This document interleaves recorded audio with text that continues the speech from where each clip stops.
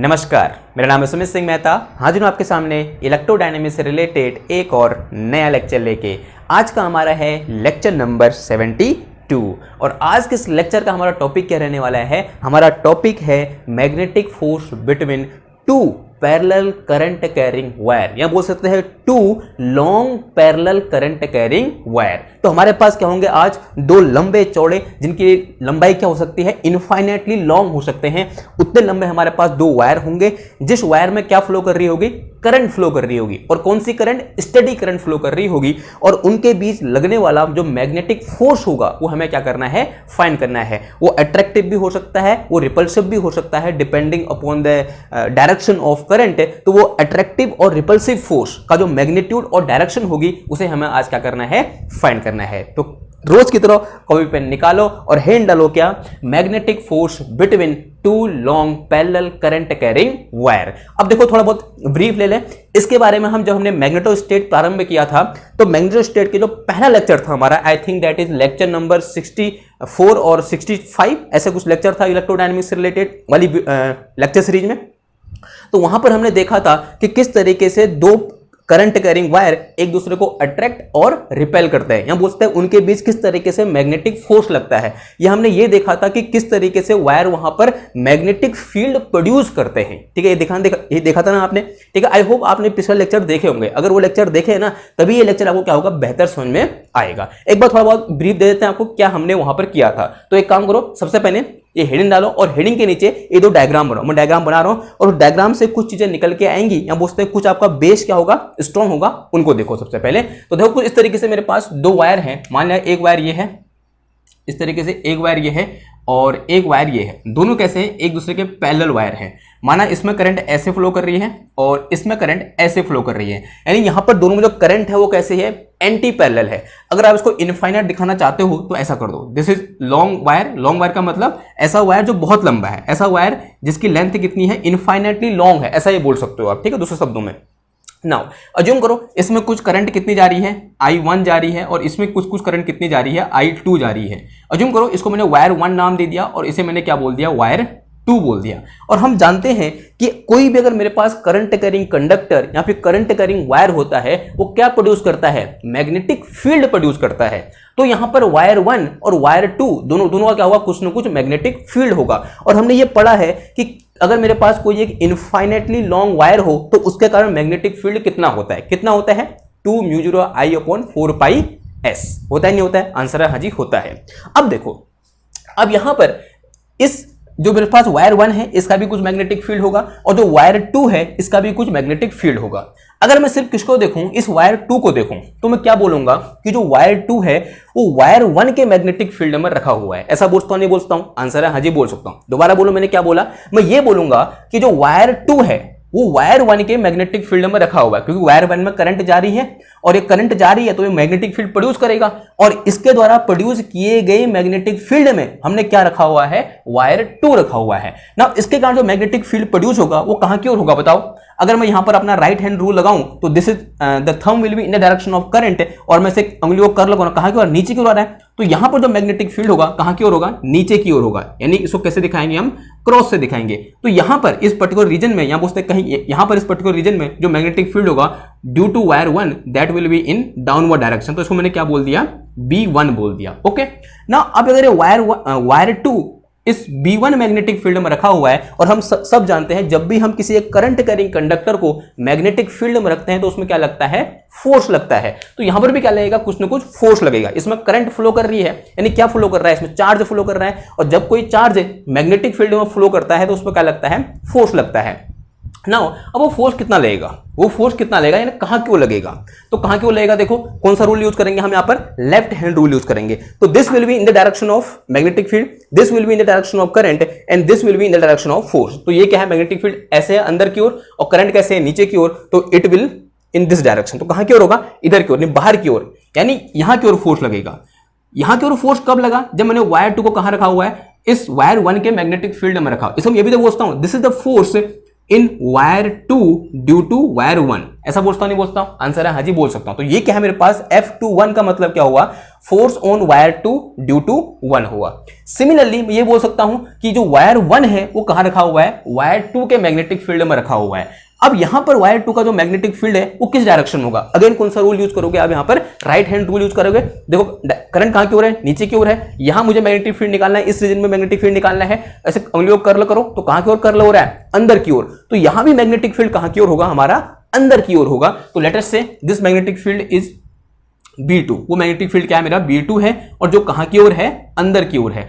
अगर अब मैं यहां पर क्या लगाऊं, अपना फोर्स की डायरेक्शन निकालना चाहूं कि इस मैग्नेटिक फील्ड B2 के कारण इस वायर 1 में लगने वाला फोर्स किस डायरेक्शन में होगा, तो किससे फाइंड करूंगा, अपने लेफ्ट हैंड रूल से फाइंड करूंगा। तो this will be in the direction of magnetic field, तो ऐसे हो जाएगा, and this will be in the direction of current, तो ये फोर्स कहां की ओर लगेगा, थंब की डायरेक्शन में, तो कहां की ओर, इधर की ओर, यानी बाहर की ओर। तो कहां की ओर लग रहा है, इधर की ओर लग रहा है। तो यहां पर this is a force on wire 1 due to wire 2। ऐसा लिखता हूं मैं, F12 का मतलब क्या हुआ, force on wire 1 due to कितना हुआ, 2 हुआ। समझ में आई बात। तो यहां पर आप क्लियरली देख सकते हो कि दोनों वायर एक दूसरे को क्या कर रहे हैं, रिपेल कर रहे हैं। तो यहां से हम स्टेटमेंट पास कर देंगे कि जब भी किन्हीं दो पैरेलल करंट कैरिंग वायर में जो करंट है वो एक दूसरे के एंटी पैरेलल होती है, यानी एक दूसरे के अपोजिट डायरेक्शन में चलती है, तब यहां पर लगने वाला जो मैग्नेटिक फोर्स होता है वो किस नेचर का होता है, रिपल्सिव नेचर का होता है। तो यहां पर क्या हो रहा है, हमारे पास सिंपल सा रिपल्शन हो रहा है। क्या हो रहा है,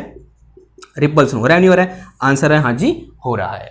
अब देखो, अब थोड़ा सा सिचुएशन को चेंज करते हैं। सिचुएशन कैसे चेंज होगी, यहां पर जब करंट हमारी क्या थी, इस केस में क्या थी, अपोजिट डायरेक्शन में थी, यानी एक डाउनवर्ड थी, दूसरी क्या थी, अपवर्ड थी। अभी क्या करो, दोनों को अपवर्ड या फिर दोनों को डाउनवर्ड कर दो, तो कुछ ऐसा कर दो। और इसी को मैं ऐसे भी लिख सकता हूं, एंड देखो ऐसे समझ सकते हैं कि मेरे पास दो यहां पर क्या है, पैरेलल करंट कैरिंग वायर है, यूं करके एक वायर ये है और एक वायर ये है। देखो दोनों में करंट क्या है, अभी सेम डायरेक्शन में फ्लो कर रही है। इसमें भी I1 ऊपर की ओर फ्लो कर रही है और इसमें जो I2 है वो भी ऊपर की ओर क्या कर रही है, फ्लो कर रही है। ये क्या है, वायर 1 है मेरा अगेन, और ये क्या है मेरा, वायर 2 है।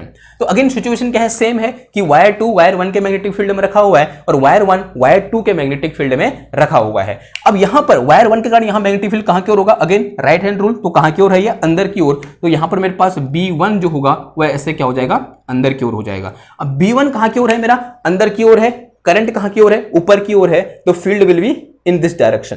किस डायरेक्शन में आएगा हमारा फील्ड, इस डायरेक्शन में आएगा, यानी इसको क्या करेगा, इधर की ओर खींचेगा।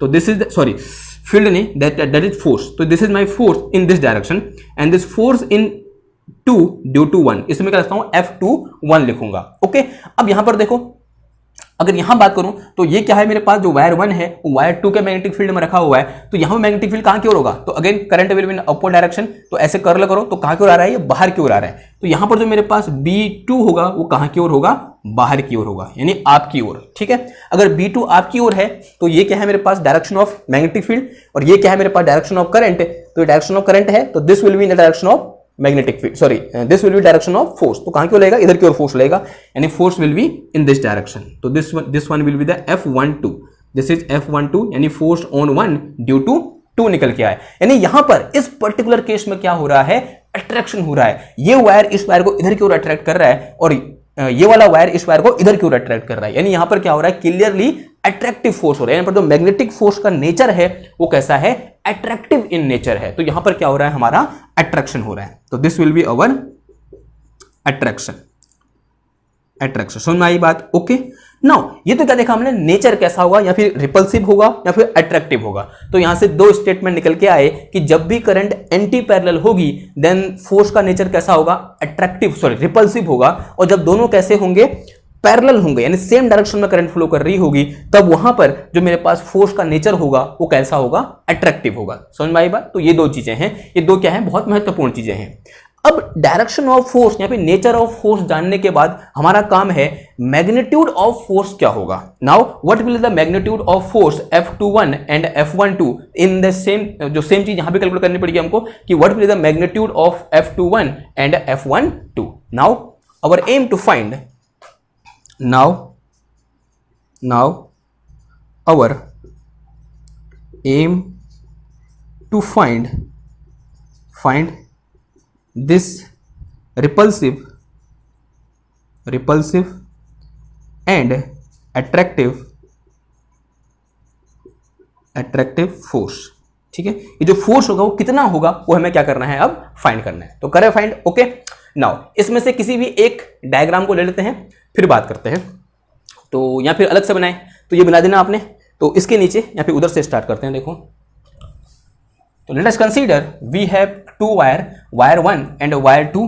इन wire 1 current is I1 and in wire 2 current is I2 and the separation between wire is D। ऐसा आप लिख के चलोगे यहां पर नीचे से। ठीक है, आपका मन कर रहा है तो लिख दो, अगर आपको याद हो जाता है तो वो अच्छी बात है। ओके, तो अज्यूम करो कि इस तरीके से लेट अस कंसीडर, मैं दोबारा बोल रहा हूं, let us consider we have two wire, one is wire 1 and another is one is wire 2।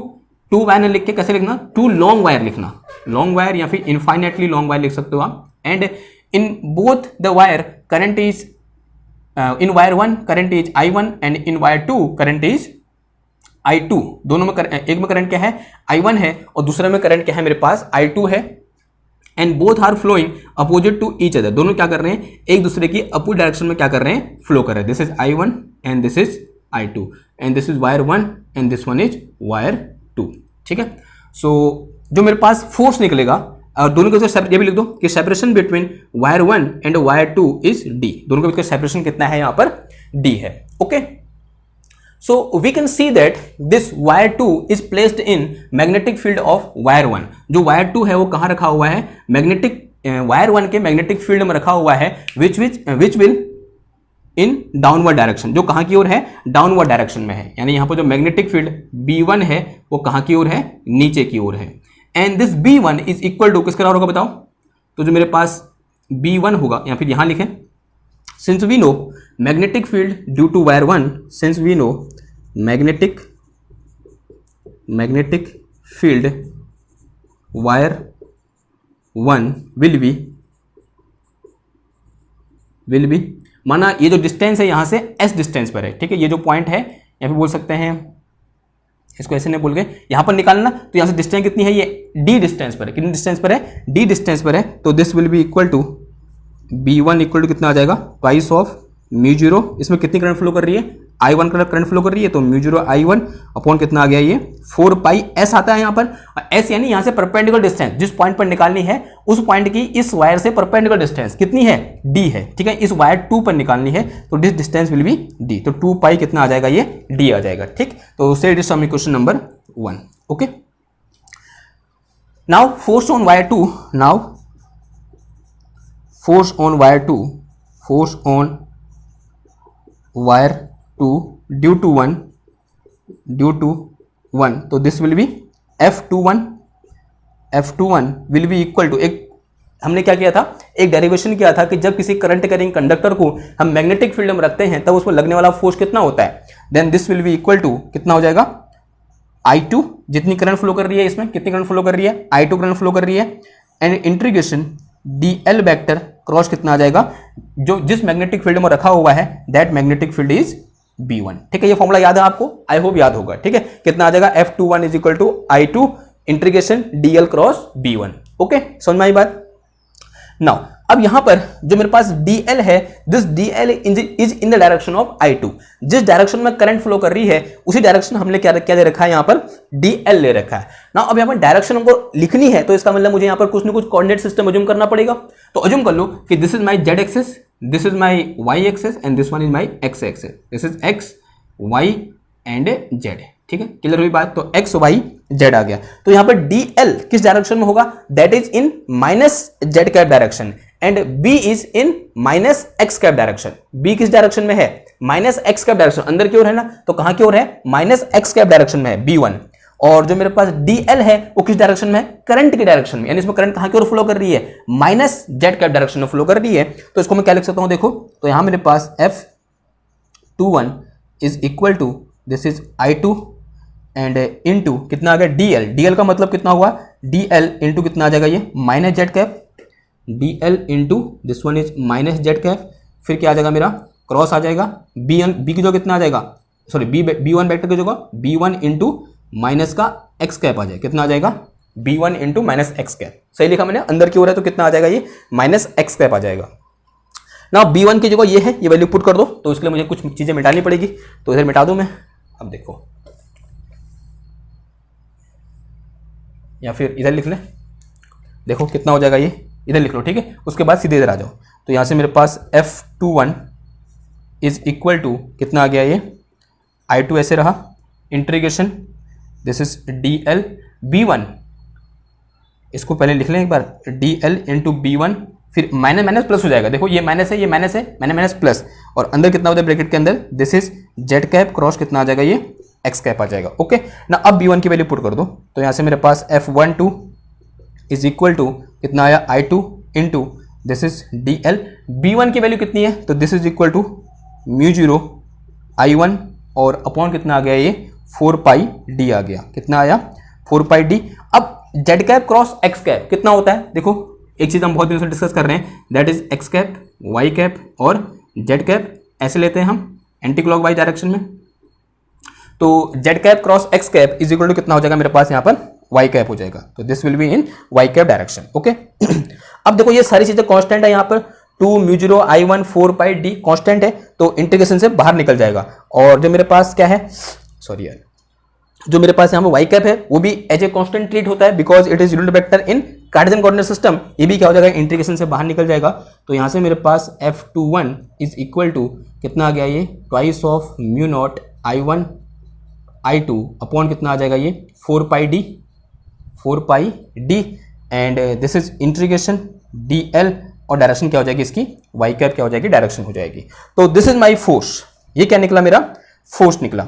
अब यहां पर देखो, ध्यान से देखना, बात बहुत इंपॉर्टेंट चीज है, कभी कभी यहां पर क्वेश्चन बन सकता है आपसे, कभी पूछा जाता है कि आपके पास क्या है, दो parallel infinitely long current carrying wire हैं, उनके बीच लगने वाला फोर्स कितना होगा। देखो वर्डिंग को ध्यान सुनना, उसने क्या बोला है, इनफाइनेटली लॉन्ग बोला है, क्या बोला है, इनफाइनेटली लॉन्ग। और अगर मैं ये बोलूं कि ये क्या है मेरे पास, DL क्या है, इस लाइन, इस वायर का थोड़ा सा एक लाइन सेगमेंट है या नहीं है, या फिर बोलते हैं इसका थोड़ा सा एक लाइन सेगमेंट है, अगर इसको मैं क्या करूं, इंटीग्रेट करूं, तो ये क्या आएगी मेरे पास, टोटल लेंथ ऑफ वायर आएगी, नहीं आएगी।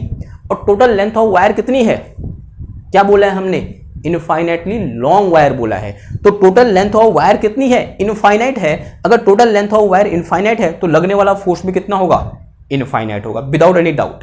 ठीक, कोई डाउट नहीं है इसमें, क्योंकि अगर एल इन्फिनिटी हो गया है या टोटल जो लेंथ है वो इन्फिनिटी हो गई है, तब लगने वाला फोर्स कितना होगा, इन्फिनिटी होगा।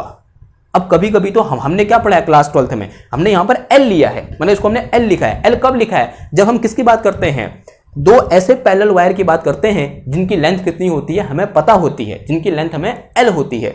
लेकिन जब कभी भी आपको एग्जामिनर ये क्वेश्चन पूछे कि आपके पास क्या है, दो पैरेलल इनफाइनाइट, वर्डिंग को ध्यान सुनना सर की, कि दो parallel infinite current carrying wire हैं, तब उनके भी लगने वाला फोर्स कितना होगा, इनफाइनाइट होगा भाई, क्योंकि वो लेंथ कितनी है, इन्फिनिटी है। लेंथ के इन्फिनिटी होने से फोर्स भी क्या हो जाएगा हमारा, इन्फिनिटी हो जाएगा। लेकिन अब अगर मैं ये बोलूं कि our length of wire is L, ठीक है, यहां पर कंडीशन क्या आ जाएगी, अगर मैं ये बोलूं, स्पेशली आपसे बोला जाए कि आपको जो गिवन वायर है, जो पैरेलल वायर है, उनकी लेंथ कितनी हो, एल हो, तो यहां पर जो इंटीग्रेशन ऑफ डीएल हो जाएगा किसका हो जाएगा, उसकी लेंथ के बराबर हो जाएगा। बहुत सिंपल सी चीज है।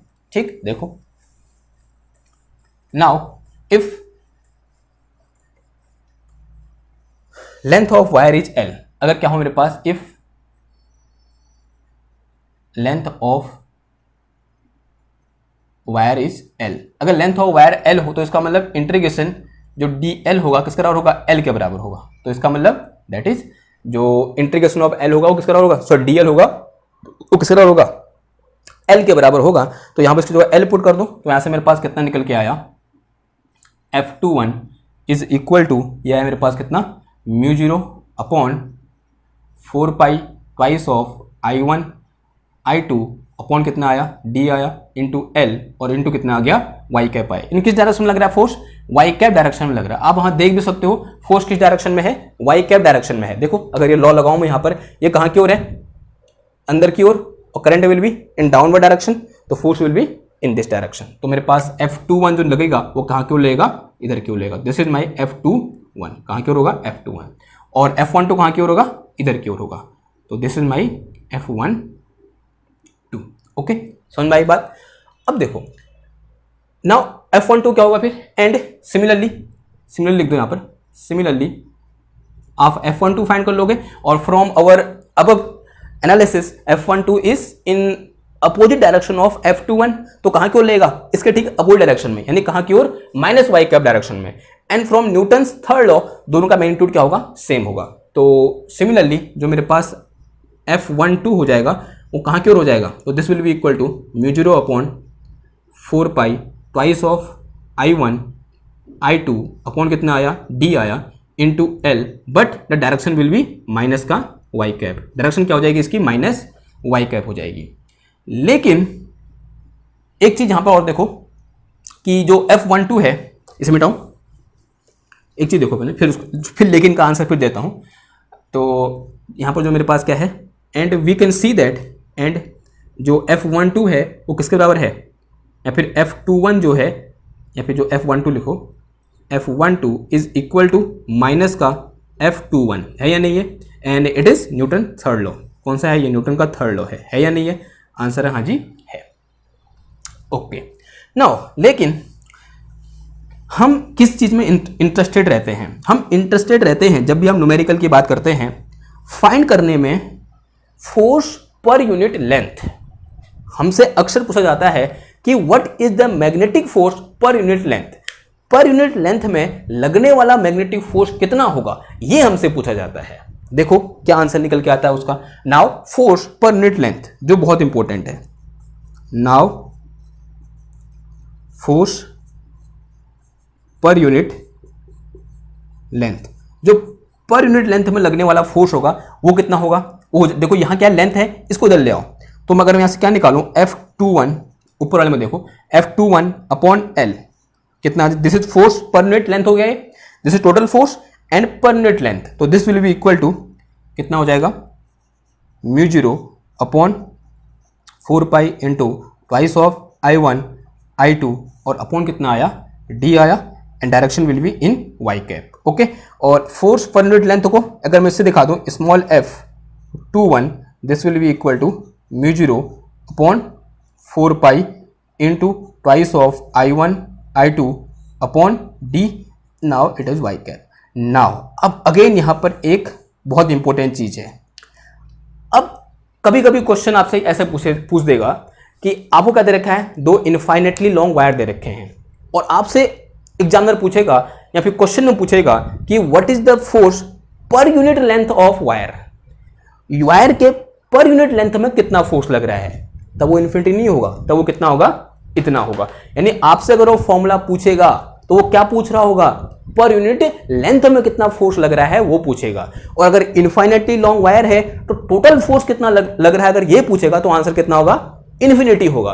अगर पर यूनिट लेंथ में कितना फोर्स लग रहा है अगर ये पूछेगा तो आंसर कितना होगा, इतना होगा। समझ में आई बात। और यही चीज किसके लिए हो जाएगी, F12 के लिए भी हो जाएगा, जैसे ये किसके लिए था, F21 के लिए था। ठीक है, कितने बार। नाउ ये तो क्या था, जब हमारे पास करंट कैसे जा रही है, एक दूसरे के अपोजिट डायरेक्शन में जा रही है। अगर जो सेम डायरेक्शन में जाएगी तब क्या इसमें कैलकुलेशन में कोई चेंज आएगा, आंसर है कोई भी चेंज नहीं आएगा। हाँ, फोर्स की डायरेक्शन क्या हो जाएगी हमारी, चेंज हो जाएगी। ठीक है, फोर्स डायरेक्शन क्या हो जाएगी, चेंज हो जाएगी। एक बार देख लें उसको भी कि किस तरीके से फोर्स डायरेक्शन चेंज होगी। तो देखो अभी जो इसमें सेकंड केस होगा, तो ये क्या था, फर्स्ट केस था। ठीक है, फर्स्ट केस ही मत बोलो इसको, एंड ऐसे लिखो, इसके नीचे लिखो, ये लिख देना आपने।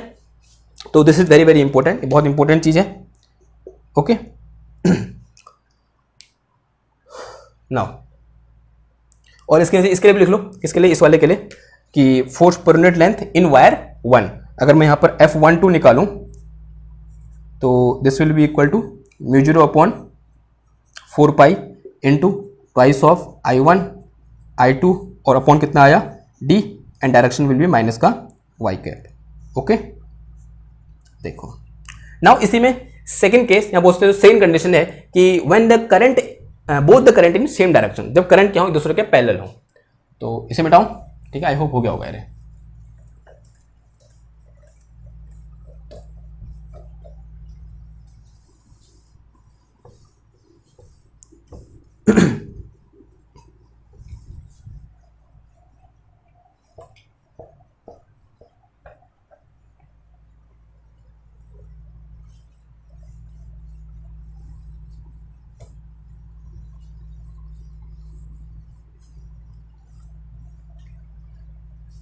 देखो इसी में when current in same direction, when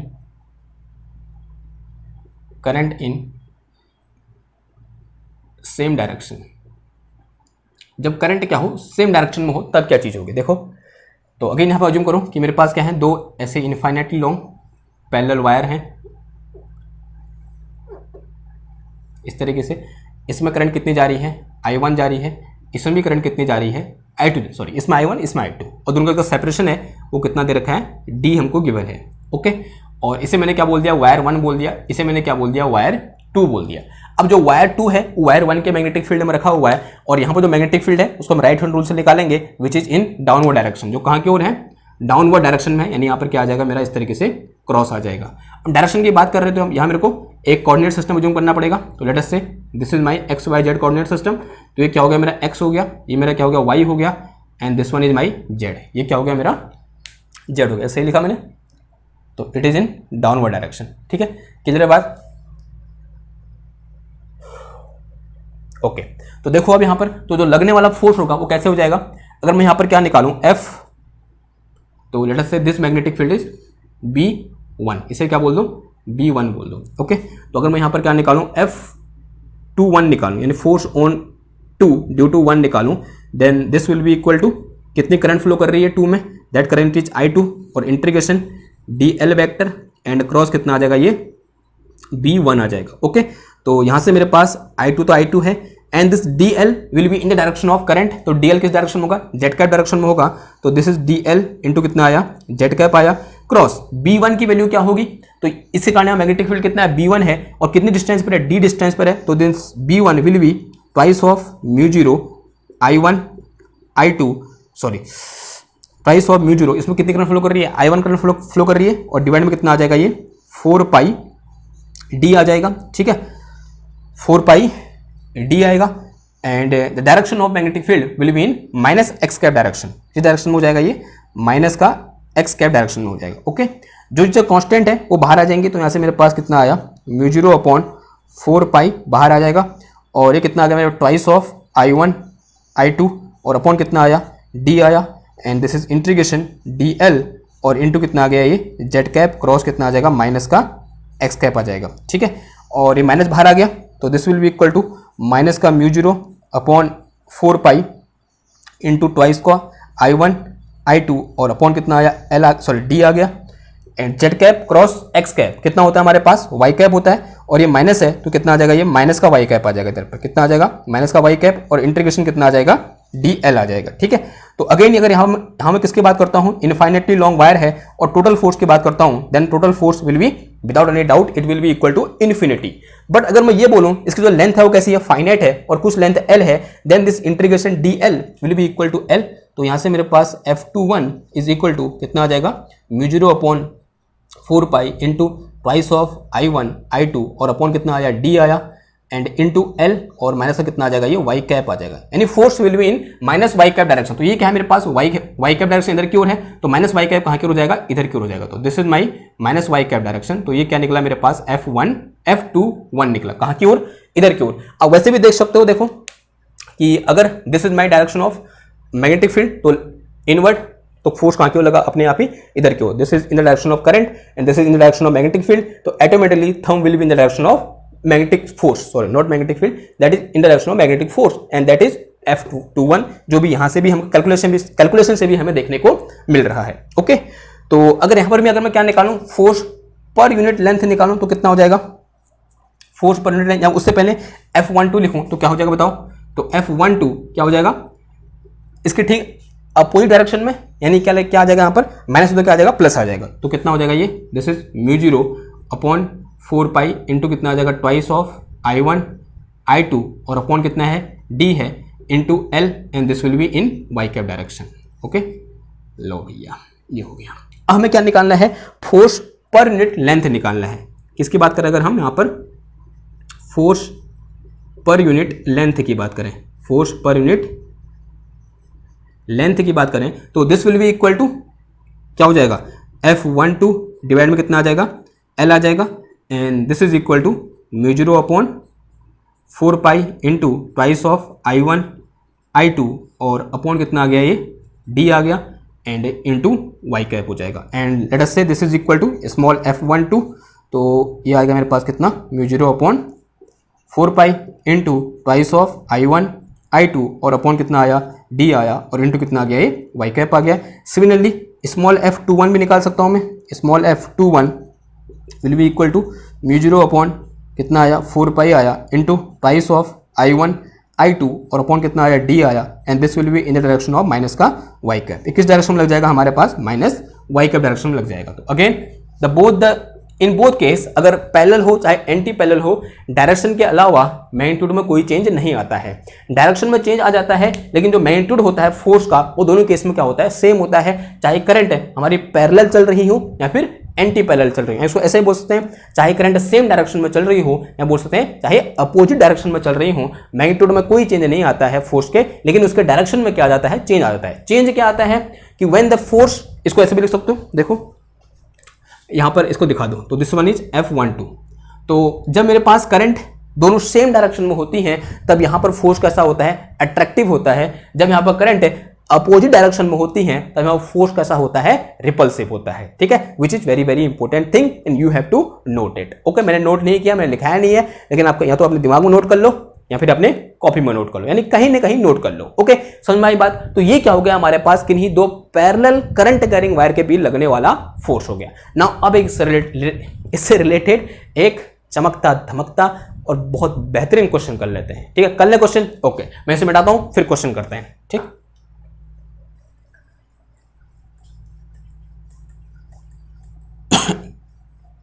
sorry,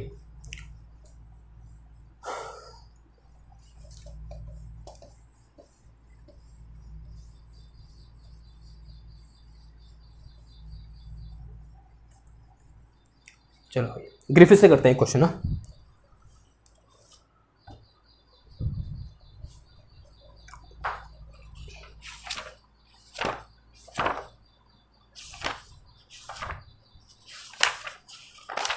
Griffith का प्रॉब्लम नंबर 5.13, अगर किसी के पास 4th एडिशन पढ़ा हुआ है उसका, तो उसमें कौन सा है, 5.13 क्वेश्चन है। ठीक है, तो मैं क्वेश्चन लिख लूं यहां पर 5.13।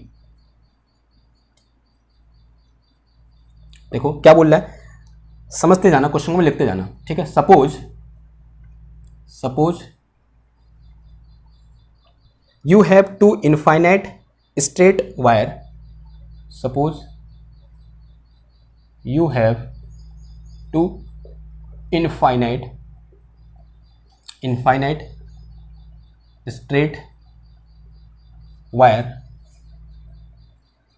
of charge density lambda, charge density कितनी है उसकी, लैम्डा है।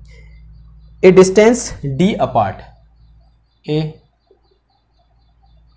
डिस्टेंस d अपार्ट, जो एक दूसरे से d डिस्टेंस पर रखे हुए हैं। Moving along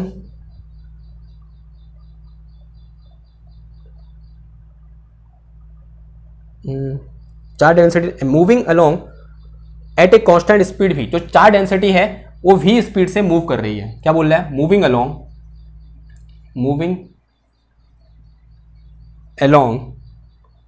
at a constant speed, at a constant speed v, how great would v have to be, how great v would have to be in order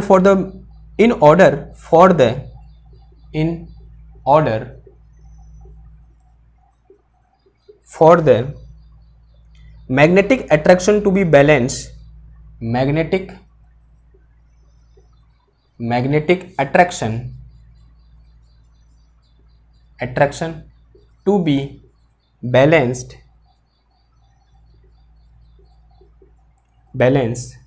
the electric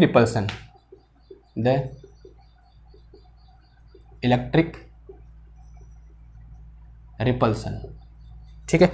और एक diagram दे रखा है, एक wire ये है, ये infinite है इस तरीके से, और एक वायर ये है, ये भी क्या है, इनफाइनाइटली लॉन्ग है। इसकी चार्ज डेंसिटी लैम्डा, इसकी भी चार्ज डेंसिटी लैम्डा, और चार्ज है इसमें v वेलोसिटी से क्या कर रहा है, मूव कर रहा है, और ये चार्ज भी v वेलोसिटी से इस तरीके से मूव कर रहा है, और दोनों एक दूसरे से d डिस्टेंस पर रखे हुए हैं। ये डिस्टेंस कितनी है, यहाँ से यहाँ तक d है। ओके, और जो दिया हुआ है वो हमें क्या करना है, स्पीड फाइंड करनी है, ठीक है, ताकि यहाँ पर बैलेंस बना रहे, यहाँ पे इक्विलिब्रियम की कंडीशन बनी रहे, ऐसा ही बोल सकते हैं यहाँ पर। देखो क्वेश्चन के बाद ध्यान से पढ़ें। Suppose we have two infinite straight wire, हमारे पास क्या है, दो इनफाइनाइट स्ट्रेट वायर है, हाँ जी है, दो बना दिए हमने। हैविंग चार्ज डेंसिटी लैम्डा, दोनों की चार्ज डेंसिटी कितनी है, लैम्डा है, इसकी भी चार्ज डेंसिटी लैम्डा है, इसकी भी चार्ज डेंसिटी लैम्डा है। ए डिस्टेंस डी अपार्ट, दोनों एक दूसरे से डी डिस्टेंस पर रखे हुए हैं। मूविंग अलोंग ए कांस्टेंट स्पीड v, जो चार्ज डेंसिटी है वो v स्पीड से मूव कर रही है, ठीक है। Okay, how great v would have to be in order for the magnetic attraction to be balanced the electric repulsion, ठीक है। आप वायर को भी मूव करा सकते हो, आप चार्ज डेंसिटी को भी मूव करा सकते हो, ठीक है, वो डिपेंड करेगा कि आप पर, ठीक। चार्ज डेंसिटी भी मूव कर रही होगी तब भी वो चार्ज डेंसिटी कांस्टेंट रहेगी, किसी एक पर्टिकुलर पार्ट पर चार्ज डेंसिटी कांस्टेंट ही रहेगी, ठीक। और वायर मूव कर रहा है मतलब पूरा चार्ज ही मूव कर रहा है यूं करके, ठीक। अब देखो क्या है क्वेश्चन। अब यहां पर सबसे पहले ये सोचो कि इलेक्ट्रिक रिपल्सन कहां से आया। देखो इलेक्ट्रिक रिपल्सन कैसे आया, इसमें कुछ चार्ज है, इसमें कुछ चार्ज है या नहीं है, आंसर है हाँ जी है। और दोनों में कैसा चार्ज है, सेम चार्ज है, और हम जानते हैं from electrostatic same charge repel each other, यानी ये इसको क्या करेगा, ऊपर की ओर फोर्स लगाएगा, कहां की ओर, इधर की ओर, और ये भी क्या लगाएगा, यहां पर नीचे की ओर फोर्स लगाएगा। अब ये फोर्स कितना होगा, क्वेश्चन है ये फोर्स कितना होगा। जो मेरे पास वायर की लेंथ है वो क्या है, इनफाइनाइटली लॉन्ग है, ठीक। तो यहां पर मैं पूरे वायर के कारण कितना फोर्स लग रहा है उस पर बात करना बहुत अच्छा नहीं लग रहा है, मतलब थोड़ा वियर्ड लग रहा है, तो हम किस पर बात कर लेते हैं, फोर्स पर यूनिट लेंथ में बात कर लें, ताकि वो क्या रहेगा, हमारे लिए आसान रहेगा। तो यहां पर जो लगने वाला फोर्स है that is electrostatic force, this is electrostatic force per unit length, कहां की ओर, ऊपर की ओर, ये वायर इस पर लगाएगा और ये वायर इस पर नीचे की ओर लगाएगा, यानी क्या होगा, रिपल्सन होगा। This F E is electrostatic force per unit length, जो स्मॉल वाला एफ होता है किसके लिए दिखा, किसके लिए मतलब नोटेशन किसके लिए है, ये पर यूनिट लेंथ के लिए है। ओके ना, अब देखो अगर मैं यहां पर किसकी बात करूं, मैग्नेटिक फोर्स की बात करूं। अब चार्ज डेंसिटी कहां की ओर मूव कर रही है, इधर की ओर मूव कर रही है। चार्ज डेंसिटी मूव कर रही है, इसका मतलब चार्ज मूव कर रहा है, और अगर चार्ज मूव कर रहा है तो यानी करंट प्रोड्यूस हो रही है। अगर करंट प्रोड्यूस हो रही है यानी जो दो वायर हैं वो कैसे वायर हैं, टू करंट कैरिंग वायर हैं, और दोनों वायर में करंट कहां की ओर है, सेम डायरेक्शन में है। और जब करंट सेम डायरेक्शन में होती है तो वायर के बीच कौन सा फोर्स लगता है, अट्रैक्टिव मैग्नेटिक फोर्स लगता है। यानी ये क्या करेगा, ये वायर इस वायर को अपनी ओर अट्रैक्ट करेगा, दिस इज एफ, इसको मैं अगर वायर 1 बोल दूं और इसको मैं वायर 2 बोल दूं तो दिस इज F12 होगा, नहीं होगा, ये क्या होगा, F12 होगा। और ये क्या करेगा, इसको अपनी ओर अट्रैक्ट करेगा, ये वाला ये इसको अपनी ओर अट्रैक्ट करेगा, दिस इज F21 हो जाएगा। तो this one is F21 small f। यहां पर हम किसकी बात कर रहे हैं, फोर्स पर यूनिट लेंथ की बात कर रहे हैं, F21। क्यों फोर्स पर यूनिट लेंथ की बात कर रहे हैं, क्योंकि सेंस वहीं बनता है, अगर मैं पूरे वायर के कारण फोर्स लगा लूं तो इनफाइनाइट फोर्स हो जाएगा, उससे हमको कुछ भी मिलने वाला है नहीं। जो चाहिए हमको रिक्वायर्ड चीज है वो कहां से मिलेगी, यहीं से हमें देखने को मिलेगी। क्लियर है इतनी बात। अब देखो अब कंडीशन क्या निकालनी है, हमको ऐसी कंडीशन निकालनी है ताकि ये क्या कर दे, एक दूसरे को बैलेंस कर दे, यानी Fe किसके बराबर हो जाए, F12 के बराबर हो जाए, या इसको ऐसे ही बोल सकते हैं कि ये वाला Fe किसके बराबर हो जाए, F21 के बराबर हो जाए। यानी यहां पर ये जो मैग्नेटिक फोर्स है वो इलेक्ट्रिक फोर्स को क्या कर दे, बैलेंस कर दे, ठीक है। क्योंकि इलेक्ट्रिक फोर्स क्या कर रहा है, रिपेल कर रहा है, मैग्नेटिक फोर्स क्या कर रहा है, अट्रैक्ट कर रहा है। तो यहां पर कुछ ऐसा होना चाहिए कि जो डी डिस्टेंस है वो फिक्स रहे, वही तो चीज हुआ, ठीक है। वो बैलेंस करने का मतलब क्या है कि जो डी डिस्टेंस है वो क्या रहे, इस पूरी जर्नी के दौरान फिक्स रहे, यानी डी डिस्टेंस में कोई भी कमी ना हो, ना तो डी बढ़े ना डी कम हो, तभी तो यहां पर क्या होगा, बैलेंस होगा। यानी हमको कौन सी कंडीशन निकालनी है कि जो F12 होगा वो किसके बराबर होगा, Fe के बराबर होगा। ये कंडीशन क्या होगी हमें फाइंड करनी है, और इन टर्म्स ऑफ मैग्नीट्यूड भी लिख सकते हो आप इसको, F12 इक्वल टू किसके बराबर होना चाहिए मेरे पास, Fe के बराबर होना चाहिए। ये कंडीशन हमें चाहिए, और इस कंडीशन के द्वारा हमें क्या निकालनी है, V निकालनी है। क्या निकालना है, V निकालना है। यानी ये इस कंडीशन को लाने के लिए कितनी वेलोसिटी चाहिए ये हमें फाइंड करनी है। क्वेश्चन क्या है कि ये कंडीशन निकालने के लिए F12 इक्वल टू Fe निकालने के लिए इस वायर में जो चार्ज डेंसिटी है, हम बोलते हैं जो वायर है वो किस स्पीड से मूव करने चाहिए, वो मैक्सिमम स्पीड क्या हो सकती है जहां पर ये इक्विलिब्रियम की कंडीशन हमको क्या हो, प्राप्त हो, वो वेलोसिटी क्या होगी, हम पूछते हैं वो स्पीड क्या होगी, हमें क्या करना है, फाइंड करना है। तो करें फाइंड। अब देखो फिर सबसे पहला एम ये है कि what will be the electrostatic force per unit length. Since we know कि जो इलेक्ट्रोस्टैटिक फोर्स होता है वो क्या होता है कि Fe is equal to capital Fe is equal to कितना होता है मेरे पास, Q charge into electric field. होता है नहीं होता है? आंसर है हाँ जी, होता है। तो अगर मैं यहां पर क्या निकालूं, इलेक्ट्रोस्टैटिक फोर्स इन वायर 1 निकालूं। कहां निकालूं? इलेक्ट्रोस्टैटिक फोर्स इन वायर 1 यानी Fe1। ओके, तो अगर मैं यहां पर ऐसे लिखूं कि और तो इलेक्ट्रोस्टैटिक फोर्स इन वायर 1, तो वायर 1 किसके इलेक्ट्रिक फील्ड में रखा हुआ है, वायर 2 के इलेक्ट्रिक फील्ड में रखा हुआ है, तो ये कितना आ जाएगा मेरे पास, E2 आ जाएगा। ओके, तो अगर मैं यहां से क्या निकालूं अब, Fe1 इज इक्वल टू, ये हो जाएगा मेरे पास कितना, दिस इज Q। Q क्या होता है मेरे पास, चार्ज। अगर इसके मेरे पास चार्ज डेंसिटी दे रखी है तो since we know charge density Q equal to कितना होता है, सॉरी लैम्डा इक्वल टू कितना होता है, Q अपॉन L होता है चार्ज पर यूनिट लेंथ। तो Q इक्वल टू कितना आ जाएगा मेरे पास, लैम्डा इंटू L आ जाएगा। ठीक है, तो यहाँ पे Q जो कितना पुट कर सकता हूँ मैं, लैम्डा इंटू L पुट कर सकता हूँ, और ये कितना आ जाएगा मेरा E2 आ जाएगा। ठीक है, मैग्नीट्यूड में लिखते हैं, इसको जल लाओ तो ये मेरे पास कितना आ जाएगा, charge per unit, sorry force per unit length निकल के आ जाएगा। तो लैम्डा इंटू कितना आ जाएगा, E2 आ जाएगा। तो this is my electric force per unit length in wire 1। तो this is force per unit length in wire 1, Fe small Fe। तो ये कितना आ गया मेरे पास, this is equal to lambda into कितना आ गया, E2 आ गया। अब मुझे क्या चाहिए कि इस वायर 2 के कारण यहां पर कितना इलेक्ट्रिक फील्ड होगा। हमने पढ़ा है ना, अगर मेरे पास क्या हो, एक इनफाइनाइट वायर हो, तो इनफाइनाइट वायर के कारण कितना मैग्नेटिक फील्ड होता है ये हम जानते हैं। कितना मैग्नेटिक फील्ड कितना इलेक्ट्रिक फील्ड होता है ये हम जानते हैं। कितना होता है देखो, तो दिस इज इक्वल टू, तो यहां से मेरे पास Fe इक्वल टू कितना आ जाएगा, लैम्डा इंटू E2 की वैल्यू कितनी होती है, 1/4 pi epsilon not into twice of lambda divided by S। Formula याद आ रहा है थोड़ा बहुत, गॉस लॉ से निकाला था। ठीक है, और यहां पर S की जो कितना है, यहां से यहां तक का perpendicular distance and that is equal to D।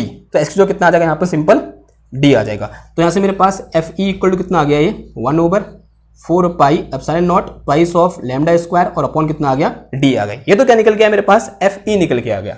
अब किसकी बारी है हमारे पास, इस F12 निकाला, मैग्नेटिक फोर्स की बात हो रही है। तो यहां पर F12 कितना हो जाएगा, वो तो अभी निकाला थोड़ी देर पहले हमने। F12 इक्वल टू कितना होता है, this is equal to mu 0/4 pi और इंटू कितना आ जाएगा, ट्वाइस ऑफ I1 I2 और अपॉन कितना आया, D आया। ठीक है, अपॉन कितना आ गया, D आ गया। अब यहां तो वेलोसिटी ऐसा कुछ आ ही नहीं रहा है। देखो वेलोसिटी लाते हैं, सिंस वी नो कि जो मेरे पास I इक्वल टू होता है वो क्या होता है, I इक्वल टू होता है लैम्डा इंटू V होता है। पढ़ा है आपने, I equal to lambda into V। ठीक है, आई होप पढ़ा होगा। ठीक है, सिमिलरली जो K इक्वल टू होता है वो क्या होता है, K इक्वल टू क्या होता है हमारे पास, that is equal to sigma into V होता है। और जो J इक्वल टू होता है वो क्या होता है, रो इंटू V होता है। ठीक है, ये फॉर्मूले पढ़े थे हमने, आंसर आज पढ़े थे। तो यहां पर I की जो कितना पुट कर दोगे, ये चीज पुट कर दोगे, और दोनों वायर के लिए जो V और लैम्डा है वो सेम है, तो I1 I2 दोनों क्या है हमारे, सेम है। अगर I1 I2 दोनों सेम है तो यहां से मेरे पास F12 इक्वल टू कितना आ गया, mu 0/4 pi into twice of, ये I स्क्वायर हो जाएगा, और I स्क्वायर करने का मतलब कितना हो जाएगा यहाँ पर लैम्डा स्क्वायर, और इंटू कितना आ जाएगा V स्क्वायर, और डिवाइड में कितना आ गया, ये D आ गया। तो at equilibrium the both will be same, if both will be same, तो एट कहाँ पर, eight Fe equal to F12, तो Fe की वैल्यू कितनी है यहाँ पर, 1/4 pi epsilon not into twice of lambda square और अपॉन कितना आया, D आया। तो this is equal to mu 0 upon कितना आ गया, 4 pi and into twice of lambda square और इंटू V स्क्वायर और अपॉन कितना आया, D आया। इस D से ये D कैंसिल हो जाएगा, इस 4 पाई से ये 4 पाई कैंसिल हो गया, इस 2 से ये 2 कैंसिल, इस लैम्डा स्क्वायर से ये लैम्डा स्क्वायर कैंसिल हो जाएगा। और तो यहाँ से मेरे पास देखो V स्क्वायर इक्वल टू कितना आ गया, 1/μ0 इंटू एप्सिलॉन नॉट। इस म्यू नॉट को नीचे ले आया मैं, इधर ले आया इसके साथ, तो कितना आ गया, V equal to 1/μ0 into epsilon not. तो यहाँ से मेरे पास V इक्वल टू आ गया under root of, this is μ0 into epsilon not. तो ये क्या निकल के आया मेरे पास, वेलोसिटी निकल के आ गई ना। इन दोनों की वैल्यू पता होती है हमको, तो वैल्यू पुट कर दो। तो इन दोनों की वैल्यू क्या होती है, तो यहाँ से मेरे पास V इक्वल टू निकल के आया अंडर रूट ऑफ μ0 की वैल्यू कितनी होती है, 4 पाई इंटू 10⁻⁻7 और इंटू एप्सिलॉन नॉट की वैल्यू 8.85 और इंटू 10⁻⁻12 ये होती है। अगर आप इसको सॉल्व करोगे तो सॉल्व करोगे जो आंसर आता है वो आता है हमारे पास कितना, 3 × 10⁸ मीटर पर second, which is speed of light, जो क्या है मेरे पास स्पीड ऑफ लाइट है। ये क्या है मेरे पास स्पीड ऑफ लाइट है, ठीक है। तो स्पीड ऑफ लाइट को आप ऐसे भी लिख सकते हो ना। अब यहां पर जो बहुत महत्वपूर्ण चीज है वो ये निकल के आई कि अगर यहां पर हमें क्या करना है, मैग्नेटिक फोर्स ने इलेक्ट्रिक फोर्स को बैलेंस करना है, तो यहां पर जो चार्ज है वो किस स्पीड से मूव करना चाहिए, लाइट की स्पीड से मूव करना चाहिए। अगर आपको थोड़ा बहुत रिलेटिविटी के बारे में पता है, अगर आप बीएससी फर्स्ट ईयर में है तो उतना पता नहीं होगा, लेकिन थोड़ा बहुत तो पता होगा कि लाइट की स्पीड के बराबर इस दुनिया में कोई दूसरी चीज नहीं चल सकती। लाइट की स्पीड क्या है, मैक्सिमम स्पीड है, यानी उसको गेन करना क्या है, बहुत कठिन है। यानी लाइट के स्पीड के बराबर स्पीड प्राप्त करना क्या है, बहुत ही कठिन है, या बोलते हैं इम्पॉसिबल है फिलहाल के लिए। मतलब जो टेक्नोलॉजी हमारे पास है उस टेक्नोलॉजी से लाइट की स्पीड के बराबर किसी चीज को मूव कराना क्या है, इम्पॉसिबल चीज है। यानी ये जो मेरे पास वेलोसिटी है, ये कभी ये वेलोसिटी हम रियल लाइफ में गेन नहीं कर सकते, लेकिन कॉपी में गेन कर सकते हैं। जैसे अभी हमने इस व्हाइट बोर्ड में क्या किया, गेन किया, क्योंकि वेलोसिटी कितनी होगी, 3 × 10⁸ मीटर पर सेकेंड होगी। लेकिन रियल लाइफ में या फिर लैब में ये चीज कर पाना क्या है, बहुत ही मुश्किल है। तो यहां से एक इंपॉर्टेंट चीज ये निकल के आती है कि कभी भी हम इलेक्ट्रोस्टैटिक फोर्स को मैग्नेटिक फोर्स से डोमिनेट नहीं कर सकते। यानी कहने का मतलब यह है कि सिंपल भाषा में बोलूं, थोड़ा सा अजीब बोल दिया मैंने, देखो थोड़ा सा लैंग्वेज सही करता हूं। तो लैंग्वेज, सही लैंग्वेज क्या है कि हम कभी भी जो मैग्नेटिक फोर्स है वो इलेक्ट्रिक फोर्स को डोमिनेट नहीं कर सकता। हमेशा मैग्नेटिक फोर्स क्या रहेगा, वीक रहेगा in compare to the electric force. अगर आपसे कोई पूछे कि who will be the dominant, electric force और मैग्नेटिक फोर्स, तो हमारा आंसर क्या होगा, इलेक्ट्रिक फोर्स, ठीक है। इस पर्टिकुलर केस में कौन डोमिनेट करेगा, इलेक्ट्रिक फोर्स क्या करेगा, डोमिनेट करेगा, जो कि हमको यहां पर क्लियरली देखने को मिल रहा है। अगर हमको मैग्नेटिक फोर्स डोमिनेट कराना है तो यहां पर इस वायर में फ्लो करने वाला जो चार्ज होगा उसकी स्पीड क्या होनी चाहिए, लाइट के स्पीड के बराबर होनी चाहिए, विच इज इम्पॉसिबल, जो कि पॉसिबल नहीं है। अगर अब लाइट की स्पीड के कम स्पीड होगी तो इसका मतलब फोर्स भी क्या होगा, अपने आप ही मैग्नेटिक फोर्स क्या होगा, कम होगा। यानी यहां पर हो ना हो ये जो मेरे पास वायर हैं ये क्या कर जाएंगे, थोड़ा सा रिपेल कर जाएंगे, because this force is dominating force, ठीक है। प्रैक्टिकल लाइफ की बात हो रही है। अगर आप किताब की बात करो या बोल सकते हैं इस ब्लैक बोर्ड में या हमारे पेपर में कैलकुलेशन की बात करो, तो यहां पर ये बैलेंस की कंडीशन कब देखने को मिलेगी, जब ये चार्ज किस वेलोसिटी से मूव कर रहा होगा, सी वेलोसिटी से मूव कर रहा होगा, बोलते हैं लाइट की वेलोसिटी से, लाइट की स्पीड से क्या कर रहा होगा, मूव कर रहा होगा। क्लियर हुई इतनी बात। तो ये क्या हो गया, एक बहुत जायकेदार, मजेदार और झकास वाला क्वेश्चन हो गया, ठीक है। आई होप अब आपको इसमें कोई ऐसा डाउट होना नहीं चाहिए कि किन्हीं दो वायर के बीच लगने वाला फोर्स कितना होता है, ठीक है। फिर पूछते हैं करंट कैरिंग वायर के बीच लगने वाला फोर्स कितना होता है। अगर आपको लेक्चर समझ में आया और आपको पसंद आया तो आपको पता है आपको क्या करना है, आपको लाइक करना है, शेयर करना है, सब्सक्राइब करना है और कमेंट करना है कि आपको कैसा लगा। तभी तो मुझे पता चलेगा कि आपको पसंद आया या फिर नहीं आया, ठीक है। आप देख के चले गए, मैं बैठा हूँ यार, कुछ हो ही नहीं रहा इधर, क्या करूं, मोटिवेशन नहीं आ रहा है, ऐसा हो सकता है ना, कभी कभी हर इंसान के अंदर होता है, मेरे अंदर भी हो सकता है। आप वो, मैं अपनी ओर से पूरा एफर्ट दिखा रहा हूं और आप वो कर ही नहीं रहे हो जो एक स्टूडेंट को करना चाहिए अपने टीचर को एनकरेज करने के लिए, ठीक है। ये बड़ी वो होती है ना, मतलब हम लोग क्लास में भी नहीं करते अपने टीचर को एनकरेज। अगर आप फॉरेन यूनिवर्सिटी के देखते हो ना, लेक्चर्स देखते हो, ठीक है, आजकल तो हमारे पास यूट्यूब है, अगर आप MIT ओपन कोर्स के लेक्चर देखोगे तो वहां पर जब भी कोई टीचर कुछ एक्स्ट्रा ऑर्डिनरी करता है, मैं ये नहीं कह रहा कि मैं यहाँ पर हर काम एक्स्ट्रा ऑर्डिनरी कर रहा हूँ, मैं जस्ट काम कर रहा हूँ अपना, लेकिन हम उनकी बात कर रहा हूँ। वहां पर जब भी कोई टीचर कुछ हट के करता है या बोलते हैं कुछ अलग से एक्टिविटी करता है क्लास में, तो पूरी क्लास ताली बजाती है, मतलब वो टीचर को अप्रिशिएट करती है। और अगर कोई टीचर कोई एक्सपेरिमेंट करता है, आपने वॉल्टर लुईस सर के लेक्चर देखे होंगे ना, सभी ने देखे, हम सब ने देखे, क्योंकि वो हम सब के मतलब उनको देखने का मजा ही अलग है, ठीक है। जिसको साइंस पसंद नहीं भी है वो भी देखता है उनके लेक्चर। तो क्या है, मतलब उनको जो मोटिवेशन वो कहाँ से मिलता है, बच्चों से मिलता है ना, क्योंकि बच्चे क्या करते हैं, उनको पसंद करते हैं। और कैसे पता चलता है कि बच्चे उनको पसंद कर रहे हैं, जब बच्चे उनको क्या देते हैं, अपना फीडबैक देते हैं। वो तालियों के थ्रू हो सकता है, वो शब्दों के थ्रू हो सकता है, या फिर वो कैसे भी हो सकता है, वो हो सकता है मतलब रिस्पेक्ट के थ्रू हो सकता है, कैसे भी हो सकता है। तो उनका मोटिवेशन वहाँ से निकल के आता है और वो उनके काम में दिखता है फिर मोटिवेशन ना। वो कितने अच्छे अच्छे लेक्चर बनाते हैं वहाँ फॉरेन वाले, ठीक। तो यही चीज़ है, ठीक, करना चाहिए हमको भी। हम थोड़ा उसमें पीछे रह जाते हैं, हमको शर्म आती है अपने सर की तारीफ करने में उनके सामने ना। समझ में आ रही बात? तो बस आज के लिए बस इतना ही। मिलते हैं आपसे नेक्स्ट क्लास में। ज़्यादा उपदेश नहीं देते हैं, ठीक है? ज़्यादा उपदेश देना हानिकारक होता है। मिलते हैं फिर आप नेक्स्ट क्लास में। तब तक थैंक यू, धन्यवाद, बाय बाय।